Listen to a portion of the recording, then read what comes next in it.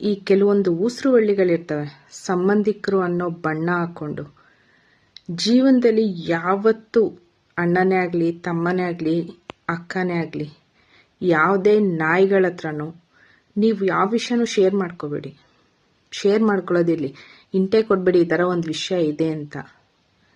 ನಮ್ಮ ಹತ್ರ ಚೆನ್ನಾಗಿರೋವರೆಗೂ ಹಲ್ಕಿಸ್ಕೊಂಡು ಚೆನ್ನಾಗಿ ಮಾತಾಡ್ತಾರೆ. ನಮ್ಮ ಹತ್ರ ಸ್ವಲ್ಪ ಪ್ರಾಬ್ಲಮ್ ಆಗಿದ ತಕ್ಷಣ ಆ ವಿಷಯದ ಬಗ್ಗೆ ಅದು ಇದೆಯೋ ಇಲ್ವೋ ಅದ್ರ ಬಗ್ಗೆ ಬಣ್ಣ ಕಟ್ಟಿ, ಕತೆಗಳನ್ನ ಕಟ್ಟಿ ನಮ್ಮ ಬೆನ್ನಿಂದೆ ಮಾತಾಡ್ತಾರೆ.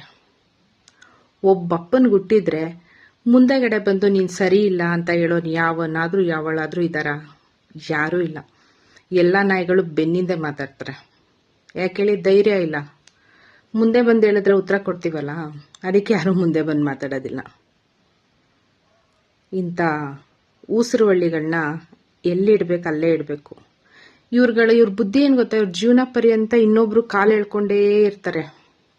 ಅವ್ರ ಮೇಲೆ ಬೆಳೆಯೋದು, ಅವ್ರು ಚೆನ್ನಾಗಿರೋದನ್ನ ನೋಡಿ ಸಹಿಸೋದಿಲ್ಲ. ಹೆಂಗೆ ಅವ್ರು ಕಾಲು ಎಳಿತಾ ಇರಬೇಕು ಅಂತ ಯೋಚನೆ ಮಾಡ್ತಾ ಇರ್ತಾರೆ. ಅದಕ್ಕೆ ಅವ್ರ ಬುದ್ಧಿಗೆ ತಕ್ಕಂತೆ ಅವ್ರು ಇನ್ನೂ ಕೆಳಗಡೆನೇ ಇರ್ತಾರೆ.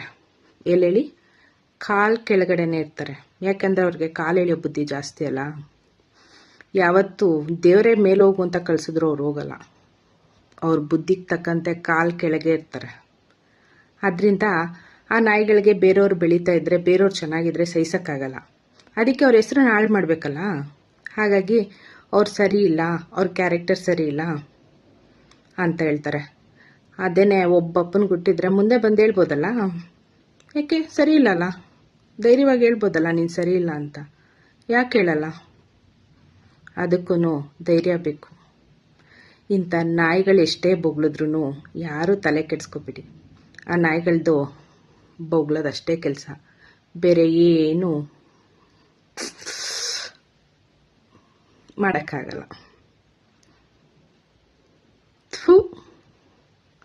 ಇಂಥವ್ರನ್ನೆಲ್ಲ ನೋಡಿದ್ರೆ ಬೇಡ, ನಾವು ಕೂಲಾಗಿರೋಣ ಅಲ್ವಾ? ಎಲ್ಲ ಆ ಭಗವಂತ ಅನ್ನೋನೊಬ್ಬ ಇದ್ದಾನೆ, ಎಲ್ಲ ಅವ್ನು ನೋಡ್ಕೋತಾನೆ. ಇಂಥ ನಾಯಿಗಳನ್ನ ಎಲ್ಲಿ ಇಡಬೇಕು ಅಲ್ಲೇ ಇಡಿ. ಜೀವನದಲ್ಲೂ ಇಂಥವ್ರನ್ನ ಹತ್ರಕ್ಕೆ ಸೇರಿಸ್ಕೋಬೇಡಿ.